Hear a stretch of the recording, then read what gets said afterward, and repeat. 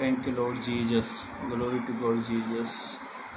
धन्यवाद और स्तुति हो, glory to God Jesus, worship Lord.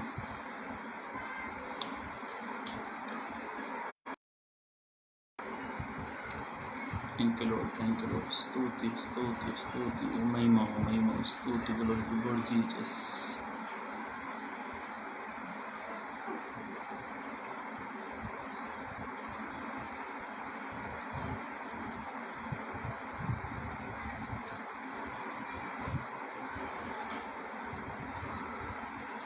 Thank you, Lord Jesus. Worship you, Lord. Thank you, Lord Jesus.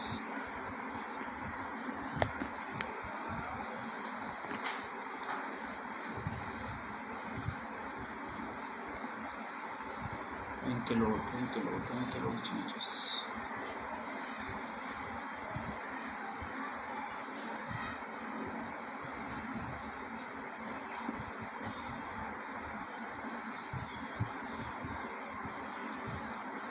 Thank you Lord.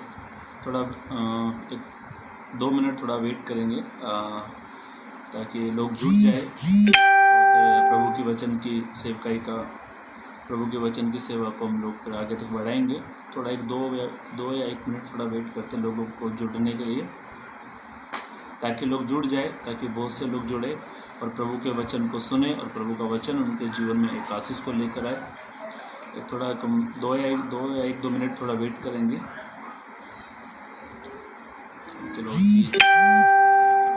Glory to God, glory to God Jesus. धन्यवाद, स्तुति, महिमा, महिमा, glory to God, glory to God, स्तुति, स्तुति।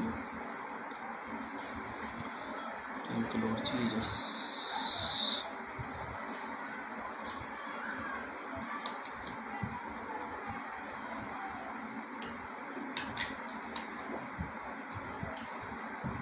Thank you Lord. Okay okay okay, स्तुति हो, स्तुति हो। Thank you Lord Jesus.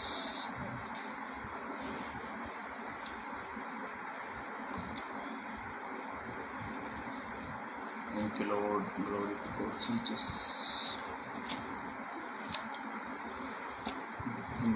स्तुति स्तुति। Thank you Lord Jesus.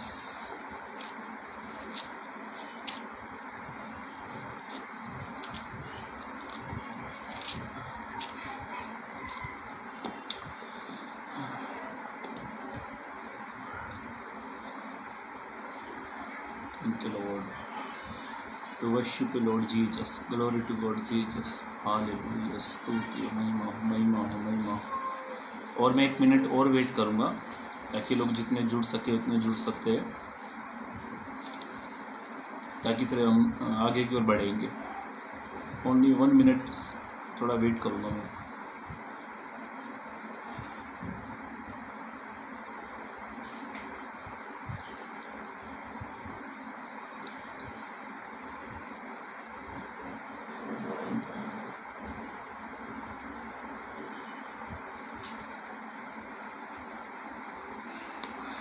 Thank you Lord.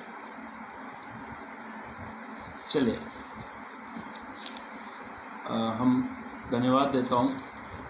मैं फिर से एक बार मैं अमन दुग्गल आप सभी का मैं धन्यवाद देता हूँ कि उस महान परमेश्वर को, जिस परमेश्वर ने आज का दिन आपको मुझे दिया, इसके लिए मैं परमेश्वर का धन्यवाद देता हूँ।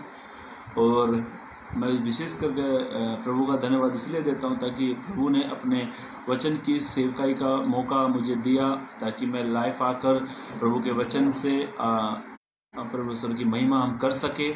और मैं फिर से एक बार धन्यवाद करता हूँ जितने लोग मुझे लाइव देख रहे हैं या सुन रहे हैं, और मैं दिल से धन्यवाद देता हूँ। मेरी आपसे विनती है, मेरी आपसे रिक्वेस्ट है, मेरी आवाज़ आप तक साफ पहुंच रही है तो प्लीज़ थोड़ा आप मुझे यस या नो लिखकर मुझे डालें, ताकि मैं समझ जाऊं मेरी आवाज़ आप तक पहुंच रही है। सिंह साहब, मेरी आवाज़ आप तक पहुंच रही है तो आपका भी स्वागत है प्रभु यीशु मसीह के नाम में। मेरी आपसे थोड़ी सी रिक्वेस्ट है, छोटी सी, आप मुझे यस करके डालें या नो करके डालें कि मेरी आवाज़ आप तक पहुंच रही है।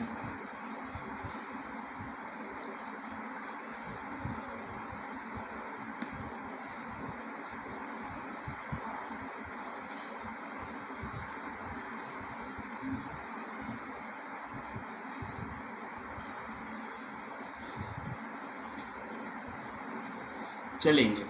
आपका मुझे किसी का कुछ रिस्पॉन्स नहीं मिला है।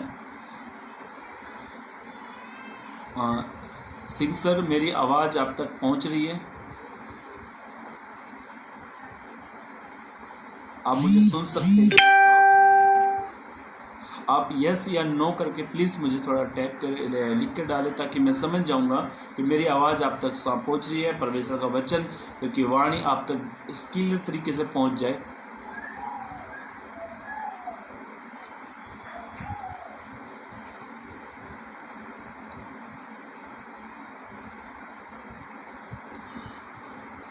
चलेंगे। मैं अमन दुग्गल आप सभी का प्रभु यीशु मसीह के नाम में मैं आपका सभी का स्वागत करता हूं। ये सुंदर से समय के लिए जो प्रभु ने हमें दिया है, ये प्रभु की दया, प्रभु की करुणा ये हमारे पर है, क्योंकि हर एक दिन इंसान अपनी ताकत से नहीं जी सकता, और हर एक दिन इंसान अपने पैसे से नहीं जी सकता। हर एक दिन वो खुद ना अपनी ताकत से, अपनी समझ से एक दिन नहीं जी सकता। हर एक दिन खुदा की दया से हमें मिलता है, क्योंकि दाऊद बादशाह इस प्रकार से कहता है, दाऊद भजन 3:5 में इस प्रकार से कहता है, मैं लेट गया फिर जाग उठा, क्योंकि यहोवा मुझे संभालता है। प्रत्येक लोगों को, हर एक इंसान को प्रभु संभालता है। मेरे भाइयों मेरी बहनों, उस खुदा का धन्यवाद करें, प्रभु का धन्यवाद करें, जिस खुदा ने, जिस प्रभु ने हमें आज का एक दिन दिया है, और जो सुबह से शाम तक हमें अच्छी तरीके से प्रभु ने हमें संभाला, इसलिए प्रभु का धन्यवाद हो। एक बार फिर मैं आपका सभी का स्वागत करता हूं प्रभु यीशु मसीह के नाम में, जो सबसे मधुर और मीठे नाम है। मेरे भाइयों मेरी बहनों, मैंने अपने फेसबुक पर मैंने एक पेपर वो डाला था, एक बैनर डाला था, और मैं उस परमेश्वर का धन्यवाद देता हूँ। हम रोज़ प्रभु की सेवकाई करते हैं, प्रभु का वचन को लोग लेकर आते हैं। मेरे जो सीनियर 3 दिन वो लेते हैं, और मैं मंगलवार को और संडे इवनिंग और गुरुवार को इवनिंग मतलब मैं शाम को लेता हूँ। और हमारा जो चर्च है एवरीडे चर्च चलता था, अब ये लॉकडाउन की वजह से फिर भी कंटिन्यू चर्च चल रहा है, इसलिए प्रभु का धन्यवाद। और एक बार फिर मैंने अपने फेसबुक लाइव पर, अब फेसबुक के पेज पर मैंने एक मैसेज डाला था, और उसका ये था कि अपनी समझ का सहारा ना लेना। आज का इंसान अपनी समझ का सहारा लेता है, अपनी अकल को दौड़ाता है, अपने दिमाग को दौड़ाता है, और इंसान जब अपनी सोच को, अपने दिमाग को दौड़ाता है, तो कई बार वो फेल हो जाता है। आज हम देखेंगे एक बुद्धिमान व्यक्ति के बारे में, सुलेमान, जिसने नीति वचन की किताब लिखी। वो दाऊद का बेटा था, और वो इतना प्रसिद्ध था, इतना फेमस था, इतना बुद्धिमान था कि उससे बड़ा बुद्धिमान आज तक कोई हुआ नहीं। बाइबल के बुद्धिजीवी कहते हैं सुलेमान के पास बहुत बुद्धि थी, बहुत बुद्धिमान व्यक्ति था। और उसी बुद्धिमान के वचन से नीति वचन लिखने वाला सुलेमान एक बात को कहता है, लिखा लेंगे मेरे साथ, नीति वचन की किताब उसका 3रा अध्याय, नीति वचन की किताब उसका 3रा अध्याय पद 5 और 6। हाँ, तो अपनी समझ का सहारा अभी बाइबल इस प्रकार से कहती है, पवित्र ग्रंथ इस प्रकार से हमें कहता है, प्रभु का वचन हमको इस प्रकार से कहता है, तू अपनी समझ का सहारा ना लेना। ये सुलेमान का बेटा है, और ये अच्छा बुद्धिमान व्यक्ति था पूरी पृथ्वी पर। ये दाऊद का बेटा था, पूरी पृथ्वी पर इससे बड़ा बुद्धिमान एक भी नहीं था। और बुद्धिमान व्यक्ति सुलेमान की ये किताब है, नीति वचन की किताब जो सुलेमान ने लिखी है, उसमें से हमने 3रा अध्याय के पद 5 को पढ़ेंगे। तू अपनी समझ का सहारा अभी सुलेमान इस प्रकार से कहता है, तू अपनी समझ का सहारा नहीं लेना चाहिए। एक इंसान को अपने दिमाग को नहीं दौड़ाना चाहिए, एक इंसान को अपनी समझ का सहारा नहीं लेना चाहिए। हाँ, वरन संपूर्ण मन से, वो कहता है वरन संपूर्ण मन से, हाँ, यहोवा पर भरोसा रखना। वो कहता है संपूर्ण मन से यहोवा पर भरोसा रखना। हाँ, उसी को स्मरण करके, उसी को याद करके हमें सब काम करने चाहिए। उसी को स्मरण करके, उसको याद करके सब काम करना, सब वह तेरे लिए, अभी वो जब वो कहता है तब वो तेरे लिए सीधा मार्ग हाँ निकालेगा। आमेन। वो कहता तेरे लिए क्या निकालेगा? सीधा मार्ग निकालेगा, मतलब सीधा एरो निकालेगा, सीधा मार्ग निकालेगा। अभी मैं यहाँ से मेरे वचन को चालू कर रहा हूँ, जो खुदा ने मुझे दिया, जो खुदा का कलाम, जो प्रभु का वचन है पवित्र ग्रंथ बाइबल से। हमने सुलेमान की किताब 3 अध्याय तीसरा अध्याय का पद 5 पढ़ा। अभी आप मुझे आपका सवाल ऐसा होगा, मैं जान सकता हूँ आपके मन में क्या बात चल रही होगी। अभी भाई कहता है कि तू अपनी समझ का सहारा ना लेना, तो हमें किसकी समझ का सहारा लेना चाहिए? आपका सवाल आपके मन में जरूर आया होगा। मैं बाइबल कहती तू अपनी समझ का सहारा ना लेना, तो भैया किसकी समझ, कौन सी समझ का हम सहारा लें? और आज का इंसान जब अपनी समझ का सहारा लेता है तो वो क्या हो जाता है? फेल हो जाता है। और आपको मैं कुछ उदाहरण बाइबल से बताऊंगा, जिन जिन लोगों ने अपनी समझ का सहारा लिया, अपने दिमाग को दौड़ाया, अपने मेमोरी को दौड़ाया, और वे लोग असफल हो गए, सफल नहीं हुए। कई बार हम अपने लाइफ में इसलिए असफल हो जाते हैं कि हम अपनी समझ का सहारा लेते हैं, अपने दिमाग को दौड़ाते हैं। जब हम अपनी समझ का सहारा लेते हैं और अपने दिमाग को दौड़ाते हैं तो हम क्या हो जाते हैं? असफल हो जाते हैं। और आपको मैं कुछ बातों को बताऊंगा। एक व्यक्ति जब असफल हो जाता है, अपने दिमाग को दौड़ाता है, अपनी ताकत को दौड़ाता है, अपने मेमोरी को दौड़ाता है, वो कैसे असफल हो जाता है? आप चाहते हैं कि आप असफल ना हो, तो मैं आपको आगे बताऊंगा हमें क्या करना चाहिए। जब असफल होने के लिए कोई भी क्षेत्र में आप कोई भी क्षेत्र में हो, बिजनेस से हो, सेवकाई से हो, अच्छे घर फैमिली से हो, और आप असफल हो रहे हो, तो आज मैं आपको एक रहस्य बताऊंगा कैसे आप सफल हो सकते हैं। ध्यान से सुना, इस वचन को फिर से पढ़ेंगे। नीति वचन की किताब 3 अध्याय पद 5। तो अपनी समझ का सहारा अभी पौलुस के अपना सुलेमान इस प्रकार से कहता है, तू अपनी समझ का सहारा ना लेना, वरन संपूर्ण मन से यहोवा पर भरोसा रखना। अभी ध्यान से सुनना, संपूर्ण मन से यहोवा पर भरोसा रखना। अभी पहली बात, यहाँ पर मैं आपको एक घटना बताऊंगा एक राजा के बारे में। बाइबल में सबसे पहला राजा साउल था। साउल सबसे पहला राजा था, और बाइबल इस प्रकार में उसके बारे में बताती है, वो इस्राएलियों में सबसे सुंदर, सबसे लंबा था। इस्राएलियों में जब उसको इस्राएलियों का राजा बनाया गया, और उसको राजा बनाया गया, उसने राज्य इस्राएल का चलाया। बाइबल का सबसे पहला राजा, इस्राएलियों के ऊपर जो नियुक्त किया गया था, सबसे पहला किंग। अभी ध्यान से सुनना, इस किंग के बारे में हम लोग कुछ बातों को पढ़ेंगे, मेरे साथ निकालेंगे। सैमुएल की किताब, पहला सैमुएल उसका 15 अध्याय, पहला सैमुएल की किताब उसका 15 अध्याय, हाँ, पद 3। इसलिए हाँ, इसलिए अब तू जाकर अमालेकियों को मार, और जो कुछ उनका है उसे बिना कोमलता किए नष्ट कर। क्या पुरुष, क्या स्त्री, क्या बच्चे, क्या दूध पीता, क्या गाय, बैल, क्या भेड़ बकरी, क्या ऊंट, क्या गधा, सबको मार डाल। अभी ध्यान से सुनना, सैमुएल ने साउल से कहा कि जब तू अमालेक के जाए, यहाँ पे कोमलता, बगैर कोमलता दिखाए, मतलब उनके ऊपर कुछ दया मत दिखाना, उनको खत्म कर देना, मार डालना। ये सैमुएल ने साउल को आज्ञा दी। जब साउल अमालेक के लोगों से युद्ध करने के लिए गया, तो 3 पद में उसे एक बात कही गई थी कि तू जब जाएगा, उनके बच्चे से लेकर जीव जंतुओं तक, जानवरों तक, सबको मार डालना। ये किसने कहा? सैमुएल ने साउल से कहा। अभी ध्यान से सुनना, ये राजा से गलती हुई, इसने अपनी समझ दौड़ाई।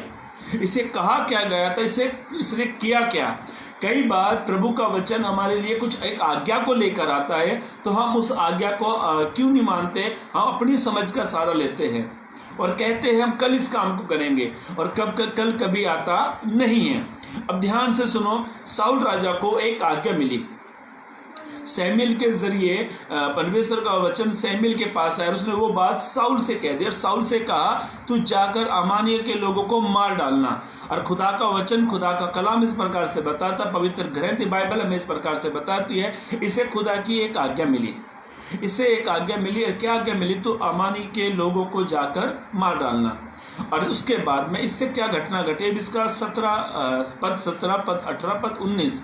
हाँ, सैमुएल ने कहा, अभी सैमुएल ने कहा, जब तू अपनी दृष्टि में छोटा था। अभी वो इसको कहता है जब तू अपनी दृष्टि में छोटा था, तब क्या तू इजरायली, अभी वो कहता है क्या तू इजरायली गोत्र का प्रधान न हो गया? तू उसका गोत्र का प्रधान ना हो गया? और क्या यहोवा ने इजराइल पर राज करने को तेरा अभिषेक नहीं किया? और यहोवा ने तुझे एक विशेष कार्य करने को, अभी उसको वो याद दिला रहा है, तुझे क्या काम तुझे करने के लिए यहोवा ने कहा था, विशेष कार्य करने को तुझे भेजा। और कहा जाकर उन पापी अमालेकियों को सत्यानाश कर। और जब तक वो मिट न जाए, मर नहीं जाए, तब तक उनसे लड़ता रह। तब तक तू उनसे क्या करता है? लड़ता रहे। फिर तूने किस लिए यहोवा की, अभी ध्यान सुन, वो कहता है तूने किस लिए यहोवा की बात को टाल दिया। मतलब इसने क्या किया मालूम है? इसने अपनी समझ का इस्तेमाल किया। और समझ क्या थी? इसने क्या किया? खुदा के लिए बलि चढ़ाने के लिए, होम बलि चढ़ाने के लिए इसने क्या किया? जानवरों को रख लिया, सबको मारा, जानवरों को रख लिया। इसने अपनी समझ का इस्तेमाल किया। कई बार हमारा भारी नुकसान क्यों होता है? हम अपनी समझ का सहारा लेते हैं और हम फेल हो जाते हैं। अब जब सैमुएल ने इससे कहा तूने ऐसा किया, तुझसे कहा क्या गया, तूने किया क्या? तो ये कहने लगा मैंने सबको मार डाला। तो सैमुएल से कहता है ये बकरियों की आवाज़ कहाँ से आ रही है? तो ये घटना मैं आपको इसलिए मुझे जमाने बता रहा हूँ, थोड़ा बड़ा वचन है। तो सैमुएल ने कहा ये बकरियों की मैमे की आवाज़ कहाँ से आ रही है? तो सैमुएल कहने लगा ये मैंने इसलिए रखा ताकि मैं खुदा को क्या करूं? होम बलि चढ़ा दूं। तो प्रभु सैमुएल से कहता है प्रभु बलि चढ़ाने वाले से नहीं, उसकी बात से मानने वालों से परमेश्वर क्या होता है? खुश होता है। ध्यान से सुनना, साउल का एक भारी नुकसान हुआ, अपनी समझ का इस्तेमाल किया। कई बार एक अच्छी जॉब हमें मिलते हमारे हाथ से चली जाती है। क्यों चली जाती है? क्योंकि हम अपनी समझ का सहारा लेते हैं। मेरे भाइयों, मेरी बहनों, पहली बात मैं आपको बता रहा हूं, हमें अपनी समझ का सहारा नहीं लेना चाहिए। हमें खुदा की समझ लेनी चाहिए, खुदा की सुननी चाहिए, प्रभु की सुननी चाहिए। और साउल ने जो इस्राएल का सबसे पहला राजा, इससे गलती हुई। और क्या गलती हुई? इसने अपनी समझ का सहारा लिया। मेरे भाइयों, मेरी बहनों, मैं आज सुबह एक सेक्चुरी करके एक व्यक्ति था, मैं उसकी एक कहानी देख रहा था। ये लकड़ी काटने के लिए जंगल में गया। जब ये जंगल में गया तो इसके दोस्त इसके साथ में थे। ये गया और उसने एक बड़े पेड़ को देखा। जब ये पेड़ पर चढ़ गया तो पेड़ पर चढ़ने के बाद में जब ये लकड़ी काटने लगा तो इसके मन में ख्याल ये आया कि मैं इतनी सारी इसे लकड़ी काट कर इसको मैं बाजार में बेचूंगा तो मुझे बहुत सारा पैसा मिल जाएगा। लकड़ियों से मैं फर्नीचर की लकड़ी बाजार में बेच दूंगा और मुझे बहुत सारा पैसा आ जाएगा। उन पैसे से मैं एक महल बना लूँगा, एक घर बना लूँगा। और ये अपने ख्यालों में डूब गया। और इस प्रकार से ये ख्यालों में डूब गया, जिस पेड़ की डाली पर ये बैठा था ये उसी को काट रहा है। और ये काटते काटते ख्यालों में डूब गया और सब बड़े बड़े सपने देखने लगा। ये बात सच है कि सपना देखने के लिए कोई पैसा नहीं लगता, पर सपने को हकीकत करने के लिए पैसा लगता है। ये सब ख्यालों में खो गया और ये जिस लकड़ी पर बैठा उसी को काट रहा है। और ख्याल बड़े बड़े, मैं अच्छा व्यापारी बन जाऊंगा, मेरा लकड़ी का कारोबार होएगा और उसके बाद में मैं अच्छा एक पैसा कमा लूँगा, मेरा खुद का महल बन जाएगा। और वो सामने वाले महल की जो राजा की बेटी है वो मेरा हाथ थाम लेगी, मुझसे विवाह की बातें करेगी। ये अपने ख्यालों में ऐसे डूब गया। कुछ लोग इसको जाते हुए देख रहे हैं, अरे भाई तू कर क्या रहा है? अरे इसको कहने लगे, अरे बेवकूफ, तू जिस लकड़ी पे बैठा तो उसी को काट रहा है। ये किसी की नहीं सुन रहा। लोग इसको कह रहे हैं अपने दिमाग को तो दौड़ा, अपनी समझ को तो दौड़ा। ये किसी का भी नहीं, किसी का भी इसने आवाज़ को नहीं सुना। सबकी आवाज़ को इसने इग्नोर कर दिया, नहीं सुन रहा है अपने ख्यालों में। कई बार इंसान अपने ख्यालों में इस प्रकार से खो जाता है कि वो अपनी समझ का सहारा लेना भूल जाता है। शैतान ने जिस डाली पे बैठा उस पर लगातार काटे, अगर अपने ख्यालों में डूब रहा है, इस प्रकार से डूब गया, ये भूल गया, ये इसको समझ में नहीं आ रही मैं क्या कर रहा हूँ क्या नहीं कर रहा हूँ। साउल राजा से भी यही गलती, वो भूल गया वो उसे क्या काम के लिए भेजा गया, वो कर क्या रहा है। शैतान जिस डाली पर बैठा है उस डाली काटते काटते काटते डाली कटी, अरे धड़ाम से गिर गया। गिरने के बाद में सारे सपने ये भूल गया। ये अपनी समझ का सहारा लेता तो शायद ये गिरता नहीं। एक इंसान इसलिए गिर जाता है क्योंकि वो अपनी समझ का सहारा नहीं लेता। साउल का पतन होने का कारण क्या था? साउल के बारे में परमेश्वर की एक आज्ञा लगी कि मैं तुझे राजा बनाने से पछताया। परमेश्वर का वचन इस प्रकार से कहता है, जब एक इंसान अपनी समझ का सहारा लेता है, अपनी समझ से चलता है, तो वो फेल हो जाता है। हमारे पास एक उदाहरण है, वो है साउल का। साउल से कहा था तो अमानी के लोगों को जाके मार डालना, जानवर से लेकर बच्चे से लेकर औरतों तक किसी को मत छोड़ना, और इसने अपनी समझ का सहारा लिया। मेरे भाइयों मेरी बहनों, हम अपनी लाइफ में इसलिए फेल हो जाते हैं, हम अपनी समझ का सहारा लेते हैं। हम अपनी लाइफ में इसलिए आगे नहीं बढ़ पाते हैं, हम अपनी समझ का सहारा लेते हैं।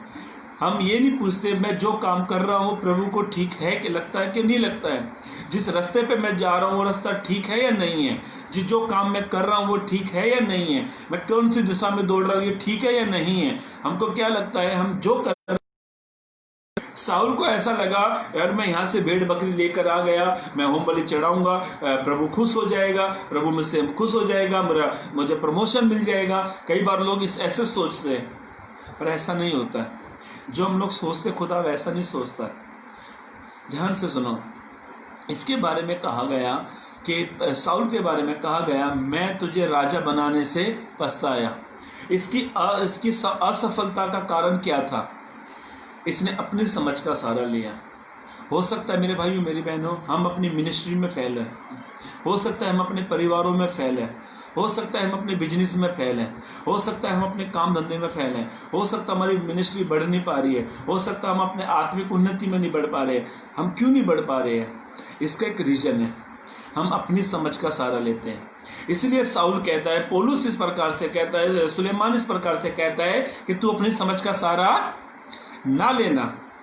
साउल कहता है, पौलुस कहता है, पौलुस ने कहा एक वचन में, मुझे पौलुस का वचन एक याद आ रहा था। पौलुस जब लोगों से मिलता था वो कहता था, मैं इस वचन में ऐसा लिखा था, याद नहीं आ रहा। पौलुस की एक बहुत अच्छी बात मुझे याद आ रही थी। हाँ, पौलुस कहता है जब मैं रोमियो के पास जाता हूँ या कैसे भी लोगों से मिलता हूँ तो मैं उन जैसी बोली भाषा में मिलता हूँ। मतलब पौलुस अपने लाइफ में इसलिए सक्सेस हुआ, उसने अपनी लाइफ में इसलिए उन्नति को पाई, उसने कभी अपने दिमाग का इस्तेमाल नहीं किया। प्रभु जैसा उसको गाइड करता था वैसे वो चलता था। पौलुस इसलिए असफल व्यक्ति बना। पौलुस के जीवन से हमको बहुत सारी बात सीखने को मिलती है। पौलुस इतना बुद्धिमान व्यक्ति था, रोम की नागरिकता उसके पास थी, 17 पानी के जहाज थे, अच्छा बुद्धिमान व्यक्ति था। जब उसने जान लिया कि प्रभु ही सत्य है तो वो प्रभु के पीछे चलने लगा। उसने अपनी बुद्धि का सहारा लेना बंद कर दिया। उसने प्रभु का इस्तेमाल करने वाला वो व्यक्ति बन गया। इतना प्रसिद्ध पौलुस बना। मेरे भाइयों मेरी बहनों, बाइबल प्रकार से कहती है साउल का असफलता का कारण क्या था? उसने अपनी बुद्धि का इस्तेमाल किया।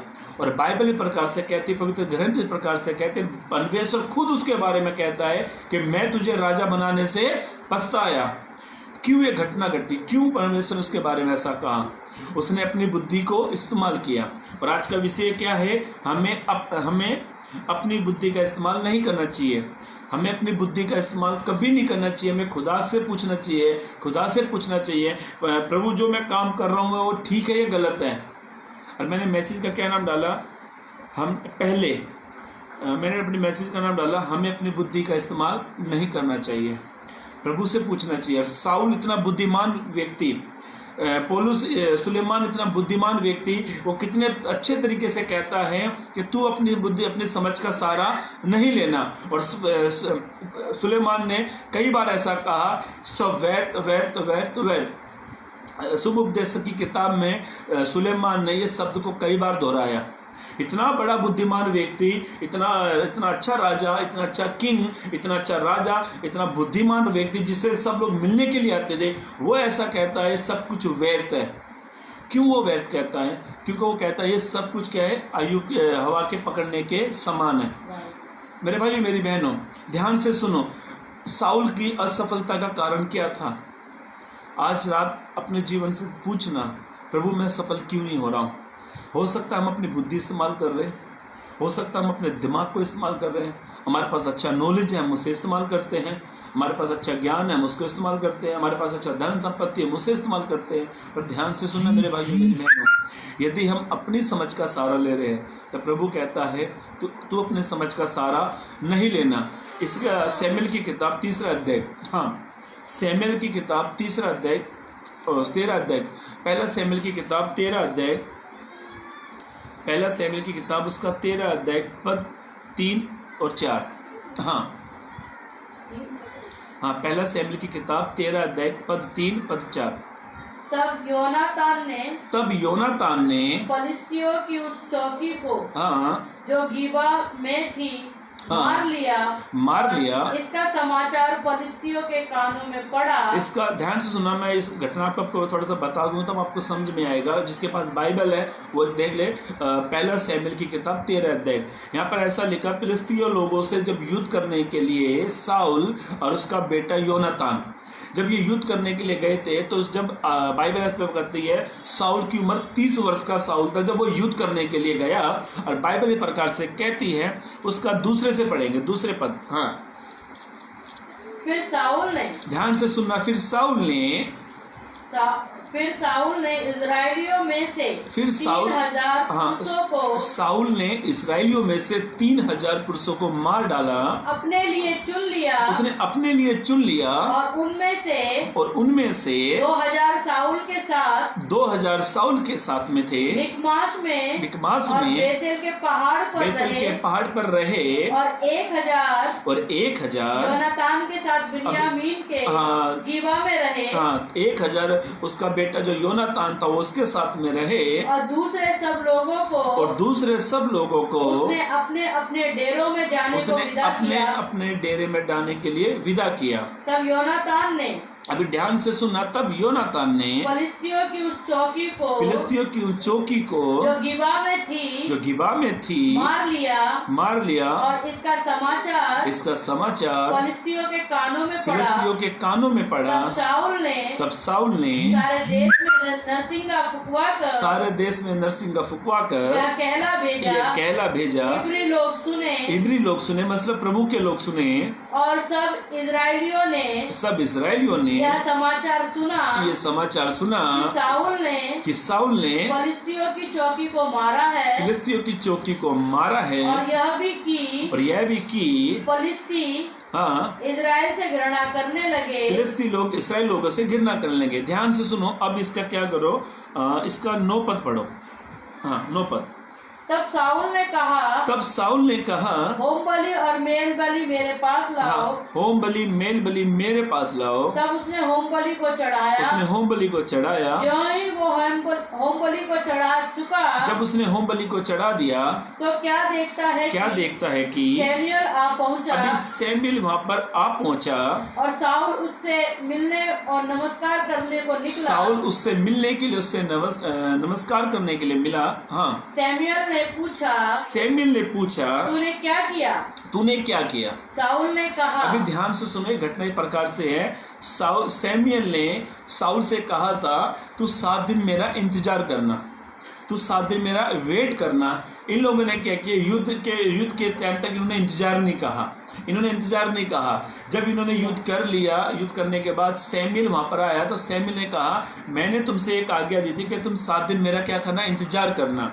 इन्होंने इंतजार क्यों नहीं कहा था, इसका रीजन है क्यों इन्होंने इंतजार नहीं कहा। अब इसका 5 पद पढ़े।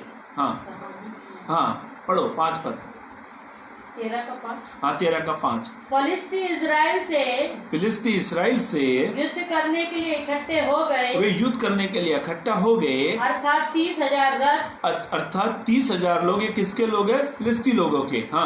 और 6,000 सवार, और समुद्र के तीर के बालों के किनको के समान बहुत से लोग इकट्ठा हुए। किनको के समान इकट्ठा हो गए, और बेतावेन के पूर्व की ओर जाकर विश्वास की छाबी डाली। जब इस्राएली पुरुषों ने देखा, यहाँ पे इस प्रकार से लिखा, जब इस्राएली लोगों ने ऐसा देखा कि फिलिस्ती लोग उनकी ओर बढ़ रहे थे, तो उन्होंने क्या, एक संकट को देखा और उन्होंने युद्ध को चालू कर दिया। जब उन्होंने युद्ध को चालू किया, उन्होंने उनको जीत लिया, उनको हरा दिया, तब सैमुएल उनको हरा के कहता है कि सैमुएल कहता है कि मैंने तुम्हें एक आज्ञा दी थी, और आज्ञा ये थी कि तुम 7 दिन तक मेरा वेट करना है, इंतजार करना। और बाइबल ऐसा कहती है, पवित्र ग्रंथ इस प्रकार से कहता है, सैमुएल ने आज्ञा देने के बावजूद साउल ने अपनी समझ का सहारा लिया, और बाइबल इस प्रकार से कहती है उसने युद्ध को जीत लिया, इसमें कोई शक नहीं, युद्ध को जीता। पर सैमुएल उसे क्या कहता है कि तूने मेरा इंतजार नहीं किया। और बाइबल इस प्रकार से कहती, पवित्र ग्रंथ इस प्रकार से कहता है, एक वचन इसी का पढ़ेंगे, अब इसका 14 पद पढ़े। हाँ, परंतु अब तेरा राज्य बना अभी ध्यान से सुनना, इसका राज्य हाथ से जाने का क्या कारण था। ध्यान से सुनो मेरे भाइयों मेरी बहनों, हमने 15 जो पद पढ़ा, 15 पद में पहले सैमुएल की किताब 15 पद जो हमने पढ़ा था, 15 अध्याय का 13, 3 और 4 पद हमने पढ़ा। जब वो अमानी लोगों से युद्ध करने के लिए गया था, तो प्रभु की उसको एक आज्ञा मिली और उससे क्या कहता, तो अमानी के लोगों को मार डालना। उसने ऐसा नहीं किया, उसने अपनी समझ का सहारा लिया। और ध्यान से सुनो, 3 अध्याय में जब वो 13 अध्याय में जब वो फिलिस्ती लोगों से युद्ध करने के लिए गया, और सैमुएल ने कहा तू मेरा वेट करना। कई बार हम खुदा का वेट नहीं करते। अरे इसने कहा, मुझे ऐसा लगता है, इसने सोचा कि सैमुएल तो 7 दिन में आएगा और फिलिस्ती लोग तो मुझे क्या कर डालेंगे, मार डालेंगे। और इन्होंने ऐसा देखा, एक दल इनकी तरफ बढ़ रहा था। यहाँ पे ऐसा लिखा, फिलिस्ती लोगों के 23,000 कुछ 13,000 उनके सैनिक थे, रथ थे। वो फिलिस्ती लोगों से उनको युद्ध को जीतने के बाद में 21,000 लोग थे, 30,000 लोग थे फिलिस्ती लोगों के। और इन लोगों के जब संकट इनकी ओर बढ़ता है, वहाँ पे लिखा हुआ 6 पद में, 6 पद में साफ लिखा हुआ है, 6 पद पढ़ो, 13 का 6। हाँ पढ़ो 5। फिलिस्ती इजराइल से युद्ध करने के लिए इकट्ठे हो गए। किसकी ओर? इस्राएली लोगों से युद्ध करने के लिए फिलिस्ती लोग इकट्ठा हो गए। हाँ, अर्थात 30,000 रथ, 6,000 सवार और समुद्र के तीर के बालों के किनको के समान बहुत से लोग इकट्ठा हो गए। हाँ, 6 पद। जब इजरायली पुरुषों ने देखा कि हम सकेती मतलब मुसीबत में पड़े हैं, और सचमुच लोग संकट में पड़े थे, क्योंकि 30,000 क्या थे? रथ थे, वे संकट में आ पड़े। मेरे भाइयों मेरी बहनों, कई बार जब संकट हमारे ओर बढ़ता है तो हमारी बुद्धि समझ काम करना बंद कर देती है। और साउल ने ऐसा ही किया। योनातान ने, उसके बेटे साउल ने युद्ध को जीत तो लिया, पर इस युद्ध में उनकी एक हार भी हुई। क्या हार थी वो? 30,000 रथों को मार डाला, युद्ध को जीत तो लिया, पर उसकी एक हार भी यहाँ पर हुई। क्या हार थी वो? अब इसका 14 पद पढ़ेंगे। हाँ पढ़ो 14 पद। परंतु अब तेरा राज्य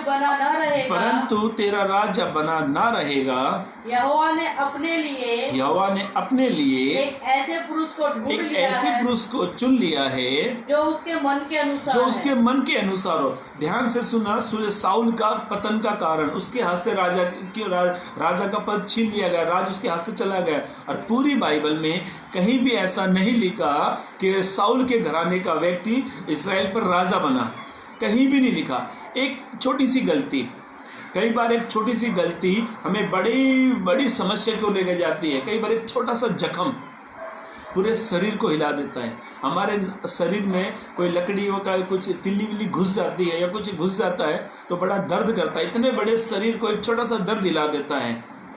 एक छोटी सी गलती, एक बड़ा परिणाम उसके जीवन में आ गया, उसका राज उसके हाथ से चला गया। एक बार मैं छोटा सा था, मेरे पैर की जांघ में, मांडी में, मैं स्कूल में खेल रहा था, मैं गिर गया। गिरने के बाद में मेरे छोटे से पैर में एक छोटी सी कील घुस गई, किला घुस गया मेरे पैर में, छोटी सी किला पैर में घुस गया। और मैं 17-18 साल का था, मुझे लगा मैं सोचा मैं यंग मैन, मुझे कुछ नहीं होगा। थोड़ा दर्द हुआ, फिर मेरी माँ से मिला तो मम्मी ने मेरा इलाज वगैरह किया, और वो जख्म का निशान आज भी है। हल्का सा दर्द, एक नासूर बन गया। और उसने इतना मुझे परेशान किया, मुझे कपड़ा पहनने के लिए इतना दर्द होता था। तब मुझे समझ में आया कि छोटा सा दर्द कितना नासूर बन गया। साउल की छोटी सी गलती, इसने अपनी समझ का सहारा लिया। यदि अपनी समझ का सहारा नहीं लेता और ये प्रभु की समझ का सहारा लेता, तो मुझे ऐसा लगता है इसराइल में आज इसराइल पर इसके वंश राज्य चलाते थे। मुझे ऐसा लगता है, बाइबल नहीं इस बारे में बताती है, पर साउल का पतन का कारण, एक व्यक्ति क्यों सफल हो जाता है, क्यों उसके जीवन से सब कुछ तहस नहस हो जाता है, क्योंकि वो अपनी समझ का सहारा लेता है। नीति वचन में सुलेमान ऐसे कहता है कि तू अपनी समझ का सहारा ना लेना, वरन संपूर्ण मन से यहोवा पर भरोसा रखना। पहली बात, हमें अपनी समझ का सहारा नहीं लेना चाहिए, हमें खुदा की समझ का सहारा लेना चाहिए। मेरे भाइयों मेरी बहनों, यही सुलेमान का पतन का कारण क्या था?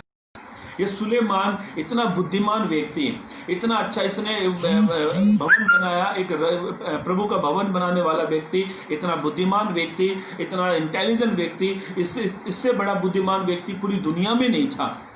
एक ऐसा बुद्धिमान व्यक्ति कैसे अन्य देवताओं की ओर फिर गया, कैसे इसका पतन हो गया? कुछ लोग कहते हैं ये इसने 1000 पत्नियां रख ली इसके कारण। ये कारण नहीं था, कारण दूसरा था। सुलेमान का पतन का कारण दूसरा था। ये 1000 पत्नियां नहीं थी। पढ़ेंगे, मेरे साथ निकालेंगे भविष्य विवरण की किताब 17 अध्याय, भविष्य विवरण की किताब 17 अध्याय पद 16 और 17 पद पढ़ना। भविष्य विवरण की किताब 17 अध्याय का 16-17 पद पढ़े। और वह बहुत घोड़े न रखे। अभी ध्यान से सुनना, प्रभु की एक आज्ञा थी जो इसराइल का राजा बनेगा। प्रभु की एक आज्ञा थी, जो इसराइल का राजा बनेगा उसके लिए परमेश्वर ने एक चेतावनी दी थी। क्या चेतावनी थी? कि वो बहुत से घोड़े ना रखेगा और ना इस मनसा से अपनी प्रजा के लोगों को मिस्र में भेजे कि उसके पास बहुत से घोड़े हो जाएं। इस मनसा से ना भेजे, मतलब इस मनसा से ना भेजने का मतलब क्या है? इस इच्छा से ना भेजे कि मेरे पास क्या हो, बहुत से घोड़े हो। क्योंकि यहोवा ने तुमसे कहा है कि तुम उस मार्ग से फिर कभी न लौटना और वह बहुत स्त्रियां भी न रखे। ध्यान से सुनो, सुलेमान ने मिस्र देश से क्या मंगाता था? घोड़े मंगाने के, घोड़े लेने के गया तो वहां से ये स्त्रियों को भी लेकर आ गया। और ये स्त्रियों को जब लेकर आया तो ये स्त्रियों ने इसका मन पराय देवता की ओर फेर दिया। कारण, पहले घोड़े कारण बने, घोड़े के लिए मिस्र, यदि घोड़े नहीं लेकर आता तो औरत भी नहीं आती थी। पर प्रभु की आज्ञा थी, जो इसराइल का राजा बनेगा ना तो वो ज्यादा घोड़े रखेगा ना ज्यादा स्त्रियां रखेगा। ये दोनों कारण थे इसका पतन का कारण। फिर भी इसने अपनी समझ का सहारा लिया। एक इतना बुद्धिमान व्यक्ति जिसके बारे में बाइबल इसको वर्णन करती है, इतना बुद्धिमान व्यक्ति कैसे इसका पतन हो गया, कैसे ये अन्य देवताओं की ओर फिर गया, कैसे उस मार्ग से फिर गया जिस मार्ग के लिए प्रभु ने कहा था। मेरे भाइयों मेरी बहनों, ज्यादा बुद्धि हमारे दिमाग को फेल कर देती है। इसलिए प्रभु का वचन क्या कहता है, यही सुलेमान का वचन क्या कहता है? तू अपनी समझ का सहारा ना लेना। हमें कभी अपने समझ का सहारा नहीं लेना चाहिए और हमें प्रभु की समझ का सहारा लेना चाहिए। जब प्रभु की समझ का सहारा आप लेते हो, जब मैं लेता हूँ, तो प्रभु हमें आगे बढ़ाता है, प्रभु हमें सफल करता है। इसीलिए मैंने 2 राजाओं के बारे में बताया। साउल के बारे में उसने अपनी समझ का सहारा लिया, वो सब असफल हो गया। सुलेमान के बारे में उसने अपनी समझ का सहारा लिया तो उसका मन पराय देवता की ओर चला गया। मेरे भाइयों मेरी बहनों, ध्यान से सुनो, मूसा के बारे में ऐसा लिखा है, पढ़वाऊंगा नहीं, गिनती की किताब में 20 अध्याय में ऐसा लिखा है, जब इस्राएली लोगों को पानी की प्यास लगी, प्रभु ने इस्राएली लोगों ने जब पानी की प्यास लगी वे कुड़कुड़ाने लगे। गिनती की किताब 20 अध्याय में घटना है। ध्यान से सुनो, इस घटना में घटना और घटती है। पानी तो मिला सबको पीने के लिए, कोई शक नहीं है, पर एक घटना और घटी। क्या घटना थी वो? जब मूसा से परमेश्वर ने कहा तू चट्टान से जाकर मुझसे बातें करना। ये चट्टान के बारे में 2-3 बार लिखा गया है। एक बार चट्टान से पत्ता दिखाया तो पानी निकल आया, एक बार चट्टान पे लाठी मारी, पानी निकल आया। उनको ये पानी नहीं मिला। प्रभु ने मूसा से कहा कि तू जाकर चट्टान से क्या करना? बातें करना। जैसे इसराइलियों ने इसका ऐसा कुड़कुड़ाने लगे, ऐसा इसका माइंड डिस्टर्ब हो गया। इसने अपनी समझ का सहारा ले लिया और जाकर इसने चट्टान से बातें करनी थी। प्रभु का वचन इस प्रकार से कहता कि मूसा से कहा जाकर तो चट्टान से बातें करना।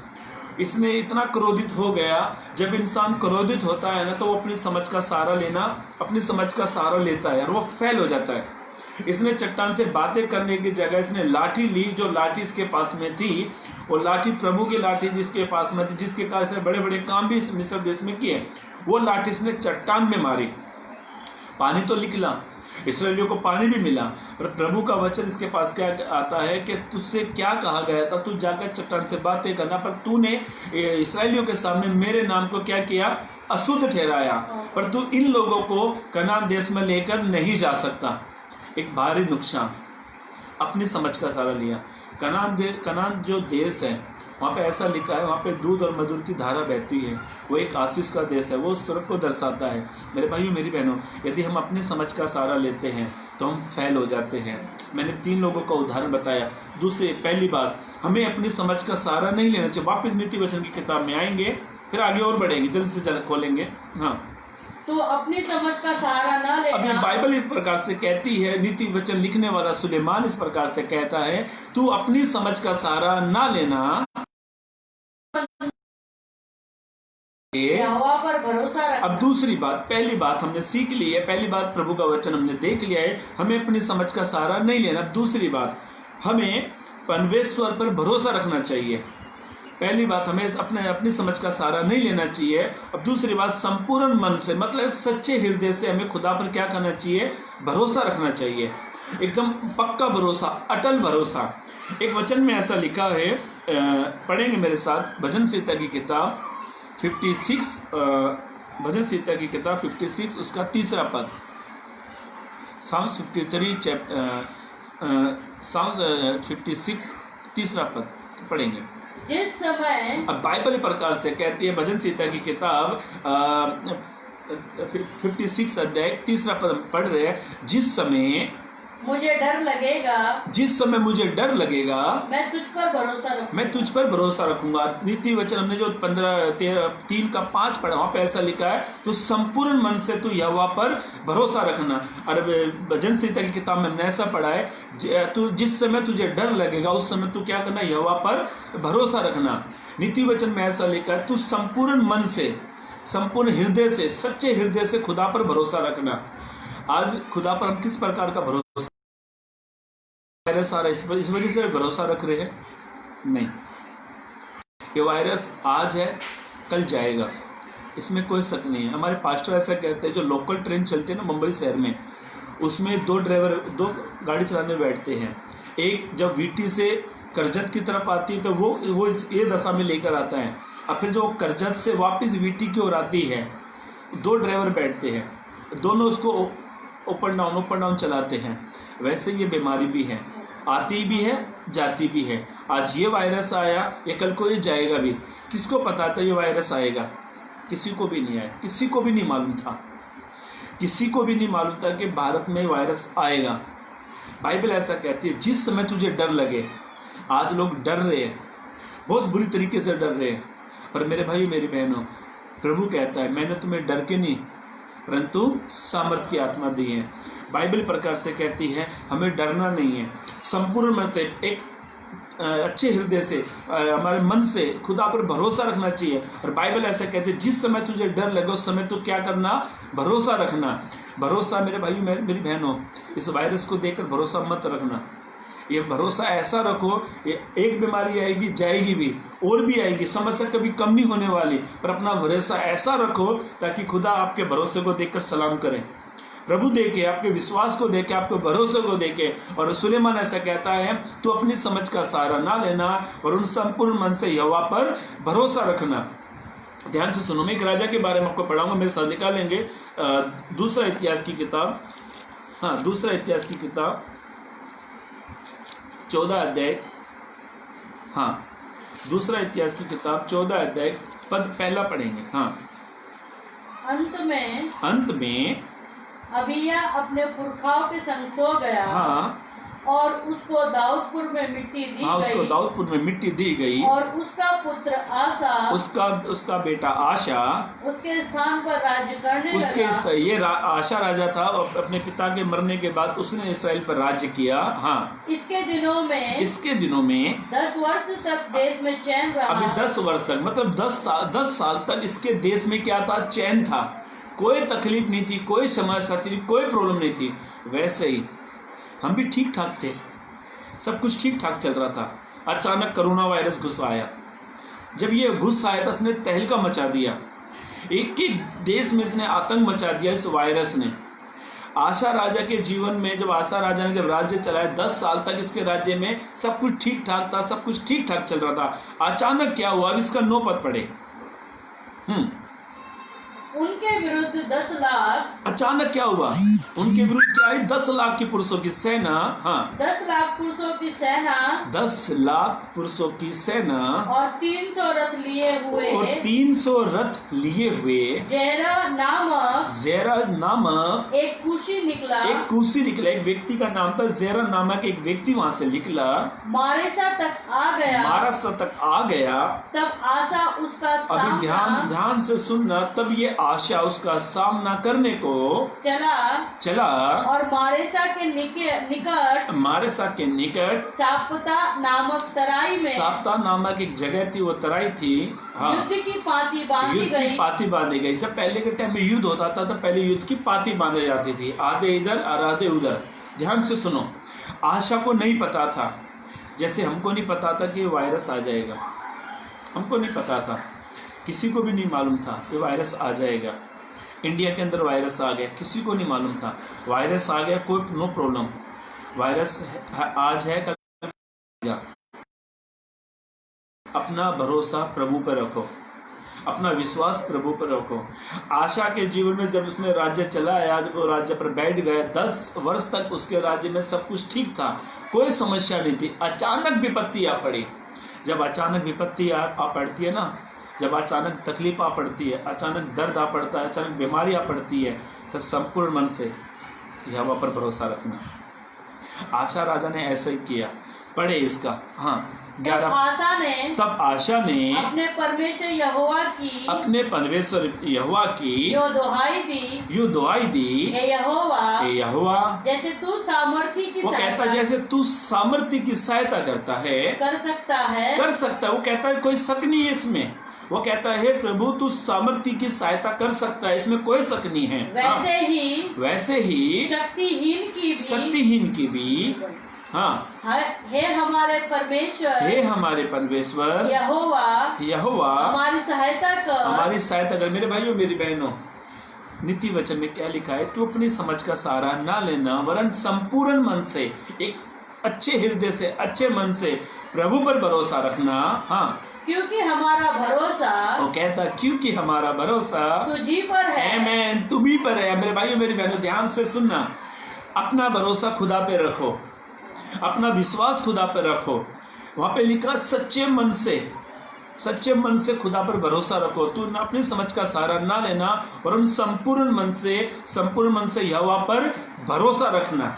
मेरे भाइयों मेरी बहनों, आशा ने यहोवा पर भरोसा रखा। ये वायरस आया तो आप किसके ऊपर भरोसा कर रहे हो? डॉक्टरों के ऊपर या वैज्ञानिकों के ऊपर? किसी पे भरोसा मत रखो, प्रभु पे भरोसा रखो।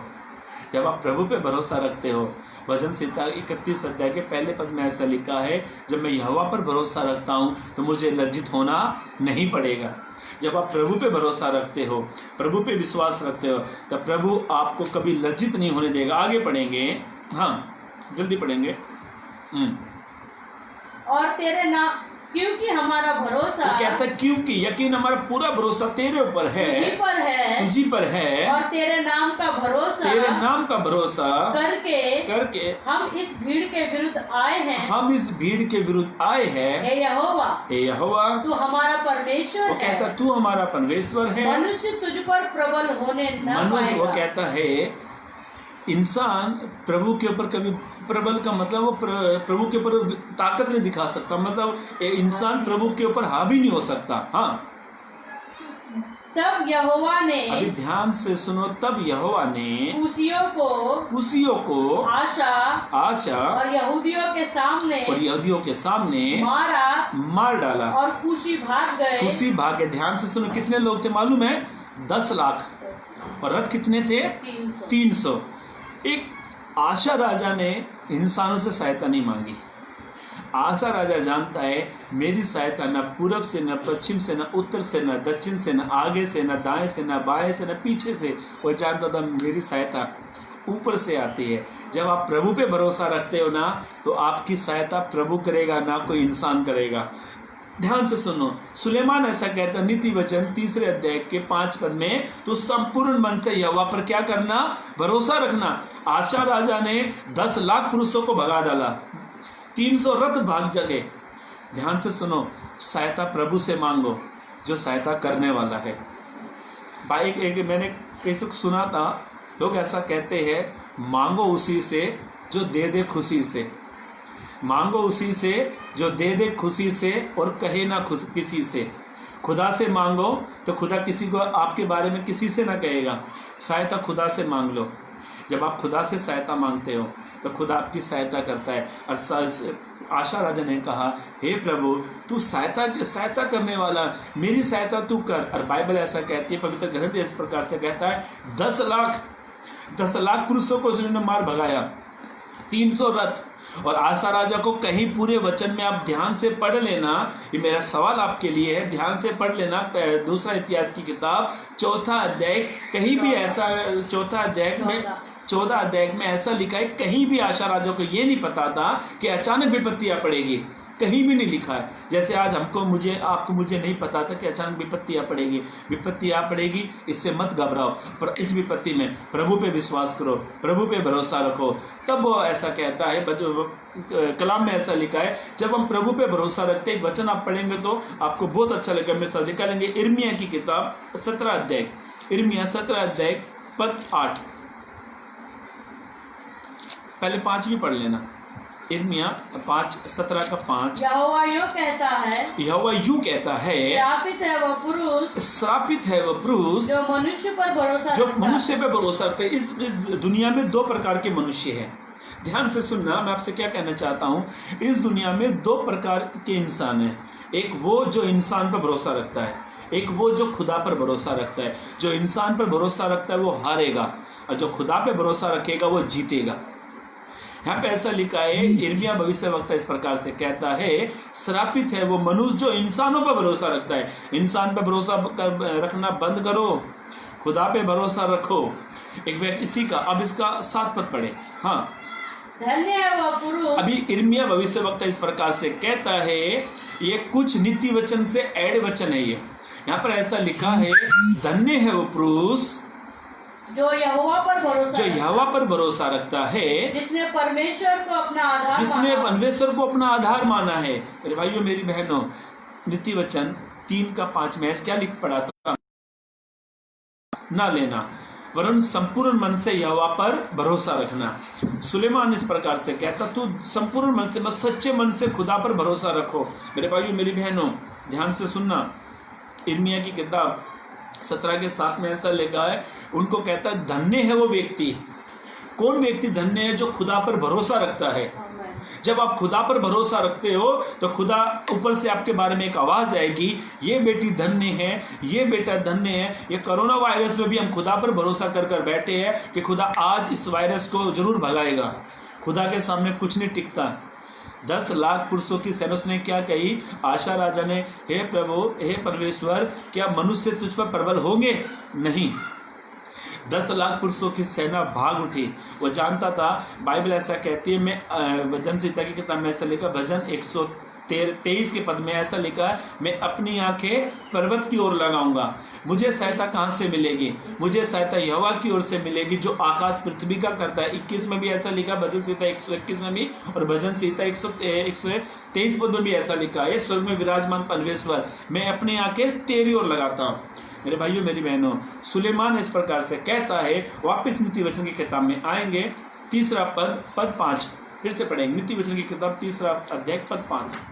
तो अपनी समझ का सहारा न लेना, वरन संपूर्ण मन से यहोवा पर भरोसा रखें। ध्यान से सुनना। दूसरी बात, हमें अपनी समझ का सहारा नहीं लेना। दूसरी बात, हमें खुदा पर भरोसा रखना चाहिए, हमें अपनी समझ का सहारा लेना नहीं चाहिए। मेरे भाइयों मेरी बहनों, समय बहुत बढ़ता जा रहा है। अभी आगे मैं कुछ बातों का आपके सामने मैं रेफरेंस भी रखूंगा। अब इसका 6 पद, नीति वचन की किताब 3 अध्याय पद 6, उसी को स्मरण करके, अभी ध्यान से सुना, तीसरी बात की ओर हम लोग मनन करें, उसी को स्मरण करके, उसी को याद करके सब काम किया करना। हाँ पढ़ो। हाँ, उसी को स्मरण करके, उसी को याद करके सब काम करना, तब वो तेरे लिए सीधा मार्ग निकालेगा। जब आप प्रभु को याद करके, प्रभु को स्मरण करके, प्रभु से पूछ कर जब आप काम करते हो, तो प्रभु टेढ़ा मेढ़ा रास्ता नहीं, प्रभु सीधा मार्ग निकालेगा, अच्छा मार्ग निकालेगा, अच्छा नैरो गेट निकालेगा। प्रभु आपके लिए एक अच्छा गेट निकालेगा। मेरे भाइयों मेरी बहनों, मुझे याद आती है घटना, दाऊद जब फिलिस्तीयों लोगों से युद्ध करने के लिए चला, दाऊद की प्रशिष्टता, दाऊद की कीर्ति, दाऊद को महान परमेश्वर ने कैसे किया, मैं आपको कुछ वचन पढ़वाऊंगा, आप उसे ध्यानपूर्वक सुनना। दाऊद ने कहा कि मैं परमेश्वर से पूछकर काम करता हूँ, और मैं आपको बाइबल से वचन पढ़वा कर बताऊंगा कैसे। और सुलेमान ऐसे कहता है 6 पद में कि तू अपनी समझ का सहारा ना लेना, वरन संपूर्ण मन से यहोवा पर भरोसा रखना और हर काम उसको स्मरण करके करना। दाऊद सफल कैसे हो गया? आप चाहते कि आप अपनी लाइफ में सफल हो जाए, आप चाहते हैं आप अपने घर परिवार में सफल हो जाए, आप चाहते हैं आपकी मिनिस्ट्री डाउन चल रही है वो सफल हो जाए, आप चाहते हैं आपका बिजनेस सफल हो जाए, आप चाहते हैं आपका परिवार सफल हो जाए, प्रभु से पूछकर काम करो, तब प्रभु सफल करेगा। पढ़ेंगे पहले इतिहास की किताब 14 अध्याय, पहले इतिहास की किताब 14 अध्याय, कुछ वचनों को मैं पढ़वाऊंगा। पहले इतिहास की किताब, इसका पद 14 अध्याय निकाल कर रखना। पहले इतिहास 14 अध्याय, पहला इतिहास 14 अध्याय, हाँ मिला। इसका पहले 8 पद पढ़ो। हाँ। जब फिलिस्तियों ने सुना पूरे इस्राएल का राजा होने के लिए दाऊद का अभिषेक हुआ, तब सब फिलिस्तियों ने दाऊद की खोज में चढ़ाई की। ये दाऊद की खोज को, चढ़ाई का मतलब दाऊद को मारने की चढ़ाई करी। जब विपत्ति हमारे पर चढ़ जाती है, जब बीमारी हमारे पर बढ़ने लगती है, तो हमें किसकी बात माननी चाहिए? और सुलेमान की किताब में हमने क्या पढ़ा? तो सारे काम उससे स्मरण करके सब काम किया करना। ध्यान से सुनो, पढ़ेंगे। हाँ, जब फिलिस्तियों ने ध्यान से सुना, जब फिलिस्तियों ने सुना पूरे इस्राएल का राजा होने के लिए दाऊद का अभिषेक हो गया, तब सब फिलिस्तियों ने, इन सब फिलिस्ती लोगों ने दाऊद की खोज में चढ़ाई, इन्होंने दाऊद की खोज में चढ़ाई की। यह सुनकर दाऊद उनका सामना करने को निकल गया। अभी ध्यान से सुनो, दाऊद उनका सामना करने के लिए निकला। फिलिस्ती आए, ध्यान से सुनो, जब फिलिस्ती दाऊद की ओर आए और रमाई नामक तराई में धाबा बोला। हाँ, दाऊद ने परमेश्वर से अभी ध्यान से सुनो, सबसे इम्पोर्टेंट बात, सबसे खास बात, दाऊद ने परमेश्वर से पूछा, हाँ, क्या मैं फिलिस्तियों पर चढ़ाई करूं? क्या लिखा है? क्या मैं फिलिस्तियों पर चढ़ाई करूं? हाँ पढ़ो। तब दाऊद ने परमेश्वर से पूछा, क्या मैं फिलिस्तियों पर चढ़ाई करूं?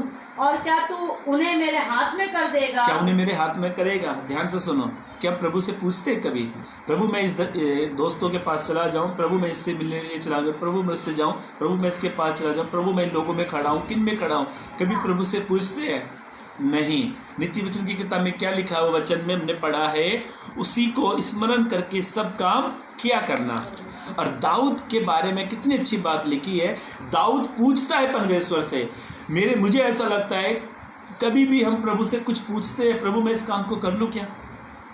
दाऊद ने पूछा, और आगे मैं बताऊंगा कि दाऊद की कैसे कीर्ति फैल गई, दाऊद कैसे प्रसिद्ध हो गया, कैसे महान हो गया। हाँ 10 पद। हाँ तब दाऊद ने परमेश्वर से पूछा क्या मैं फलिस्तियों पर चढ़ाई करूं? उसने एक बार फिर पूछा, दूसरी बार फिर पूछा। अब इसका 13 से पढ़ेंगे। फिर दूसरी बार, ध्यान से सुनो, फिर दूसरी बार फलिस्तियों ने उसी तराई में धावा बोला। ध्यान से सुनो, फिलिस्तियों ने उसी तराई में उसको धावा बोला। तब दाऊद ने परमेश्वर से फिर पूछा। देखो क्या लिखा है, फिर दाऊद ने परमेश्वर से पूछा। हम तो एक बार भी नहीं पूछते, चले एक बार पूछ भी लिया तो खुदा का जवाब नहीं आता, फिर हम अपनी समझ का सहारा लेते हैं। आज का वचन क्या है? अपनी समझ का सहारा नहीं लेना चाहिए। दाऊद ने 2 बार पूछा है, हम एक बार पूछ लेंगे, चलो ठीक है, प्रभु से पूछ लो, एक बार तो पूछो, कम से कम यार प्रभु की पूछ लो, जमीन आसमान का बनाने वाला प्रभु है, एक बार तो पूछ लो। एक बार प्रभु से जब हम पूछ लिया, उत्तर कुछ नहीं आया, फिर हम क्या करते हैं? अपनी समझ लेते हैं, अपनी समझ का सहारा लेते हैं, एक प्लानिंग करते हैं, योजना करते हैं। प्रभु तो नहीं देख रहा ना, जहाँ इंसान की नज़र नहीं जाती ना भाई बहनों, वहाँ प्रभु की नज़र जाती है। दाऊद ने 2 बार पूछा। हाँ, पढ़ेंगे। फिर दूसरी बार फलिस्तियों ने उसी में धावा बोला। तब दाऊद ने परमेश्वर से फिर पूछा। कितनी बार हो गया? 2 बार पूछा उसने परमेश्वर से। और सुलेमान क्या कहता है? उसी को स्मरण करके सब काम किया करना। आप चाहते हैं आप सफल हो जाए, आप चाहते हैं आपकी प्रशंसा हो जाए, आप चाहते हैं परमेश्वर आपको महान करे, आप चाहते हैं परमेश्वर आपको बढ़ा दे, तो मेरे भाइयों मेरी बहनों, दुनिया से मत पूछो, दुनिया के बनाने वाले से पूछ लो।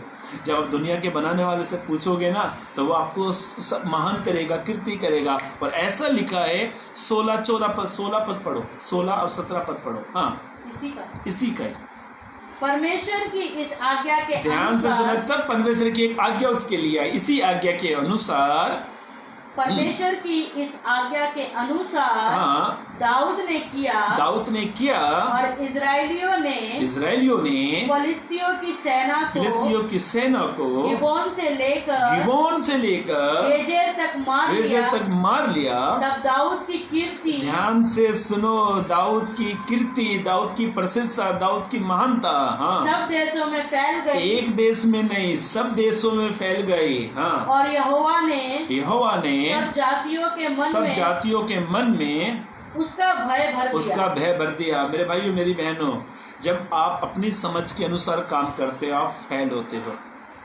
आप परमेश्वर की इच्छा के अनुसार काम करोगे, प्रभु आपको सारे वर्ल्ड में फेमस करेगा, पूरी दुनिया में परमेश्वर आपका ढिंढोरा पिटवाएगा। दाऊद के बारे में ऐसा है, दाऊद की कीर्ति पूरे देश में फैल गई। हमारी तो अपने नगर में ही फैलती, दुनिया को छोड़ो। आप चाहते हैं कि परमेश्वर आपकी कीर्ति को, आपको महान करे। और आज का वचन करना है, हमें अपनी समझ का सहारा नहीं लेना है।